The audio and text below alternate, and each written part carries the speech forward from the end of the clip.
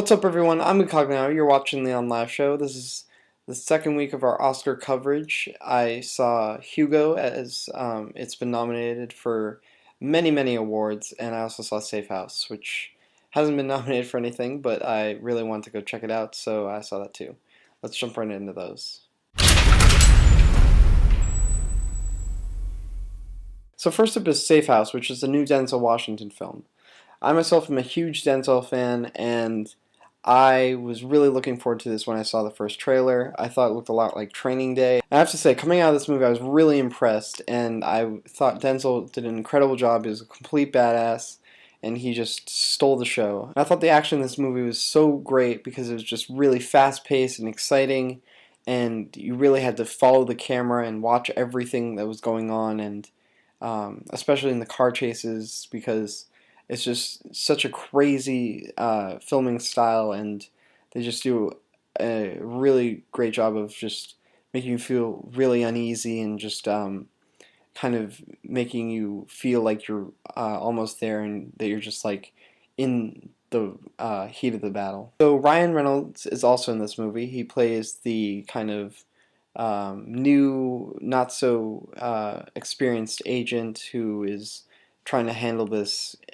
really experienced, really crafty character that Denzel Washington plays, and he just kind of doesn't know what he's doing, doesn't know like how to deal with the situation that he's in, and I think Ryan Reynolds did that okay, and he did manage to pull that off. I still wasn't really impressed with the way that he performed in this movie, and I think that it could have been a little bit stronger. The bad thing about this movie is that the story is way too predictable, and you could totally see what was going to happen, and I really hate when that kind of stuff happens because it's just kind of disappointing to end up with what you're watching, and um, it really takes away from all the good things about the movie. So if the story had been a little more complex and there had been a few more twists and turns here and there, I would have liked this movie a lot more. I did like how at the end they had Ryan Reynolds leak all the information. I thought that was a nice way to tie up the movie, but I still wish they had some more twists here and there.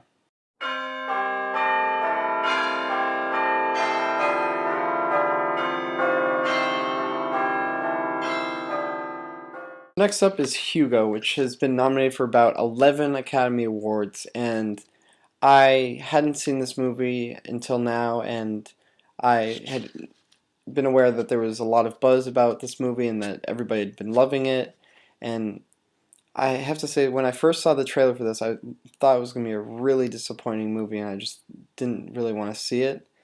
And after seeing it, I still don't really get why there's so much buzz for this movie. I didn't hate this movie, but it wasn't like spectacular or um, really that like entertaining until the end, which I did enjoy. I did enjoy the end of the movie and the way that they threw in all this like cool stuff about Ben Kingsley's character and his involvement in the early movie business and that kind of stuff. That was pretty cool, but I still didn't really get the hype about this movie. And I don't know, maybe this just wasn't something that I got into, but I wasn't really entertained watching this movie. I think the performances in this movie were pretty flat, and nobody really stood out to me. Everybody was kind of just there.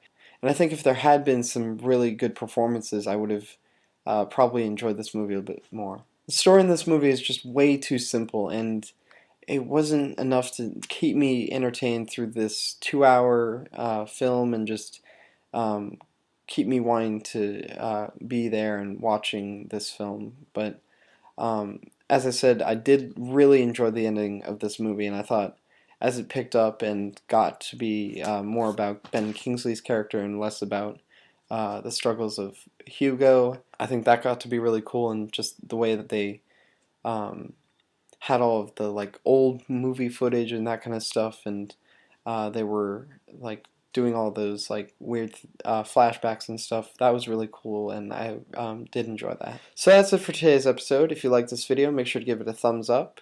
And if you want to see more of these videos every Monday, subscribe to my channel right up there.